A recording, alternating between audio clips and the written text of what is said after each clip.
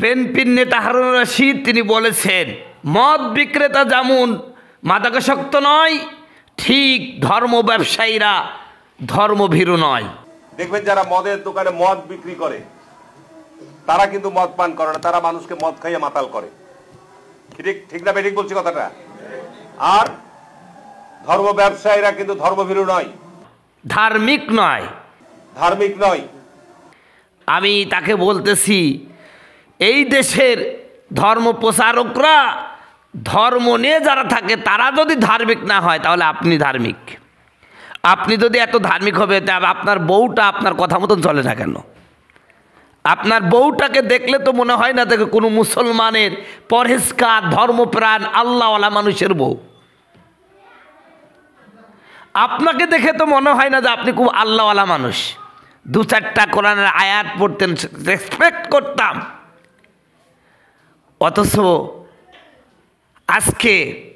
আজকে এতদিন পর্যন্ত আপনারা কোরআন হাদিসকে মসজিদ মাদ্রাসার মধ্যে সীমাবদ্ধ করেছেন। ওলামায়ে কেরাম এই কোরআন হাদিসকে রাষ্ট্রে নিয়ে যেতে চাইছেন, আর তখনই আপনাদের গাত্রদা শুরু হয়েছে। আপনারা বলা বলি শুরু করেছেন, হুজুররা ধর্মের নামে রাজনীতি করছে। আরে ধর্মের নামেই তো রাজনীতি হবে। আজ মসজিদে ধর্ম আছে, এই জন্য মসজিদে কোনো দুর্নীতি নেই। আজ মাদ্রাসায় ধর্ম আছে, এই জন্য মাদ্রাসায় কোনো দুর্নীতি নেই।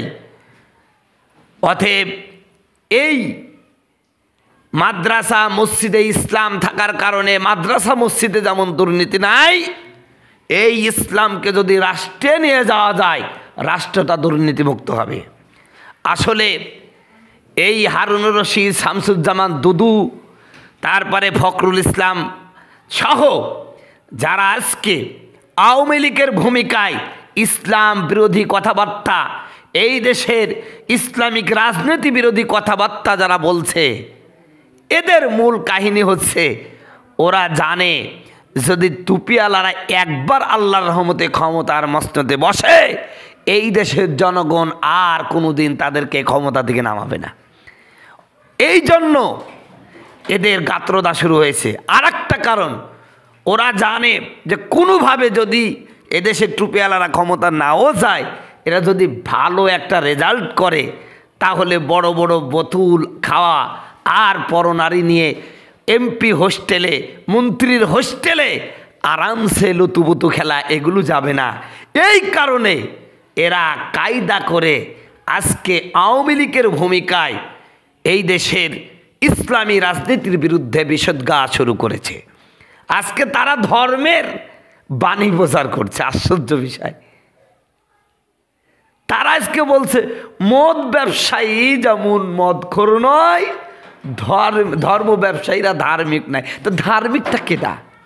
ফখরুল ইসলাম আলমগীর, যিনি বলেন তিনি ধর্মীয় ইসলামী শরিয়াতে বিশ্বাসই করেন না, যিনি ইসলামী শরিয়া আইনে বিশ্বাস করেন না, তিনি ধার্মিক। তাসলিমা নাসরিন ধার্মিক, এদের ভাষায় তাসলিমা নাসরিন ধার্মিক, মুনতাসির মাহমুদ ধার্মিক, শাহরিয়ার মামুন ধার্মিক, শাহরিয়ার কবির ধার্মিক, এরপরে হুমায়ুন আজাদ ধার্মিক। কাটটা যারা ইসলাম বিরোধী তারা এদের ধার্মিক। আর ওই সমস্ত হুজুররা ধার্মিক যারা ইসলামটাকে শুধু মসজিদ মাদ্রাসার মধ্যে সীমাবদ্ধ করতে চায়। আমরা বুঝি হারুনুর রশিদ আপনার কোন কোন জায়গায় ব্যথা, এটা আমরা বুঝি।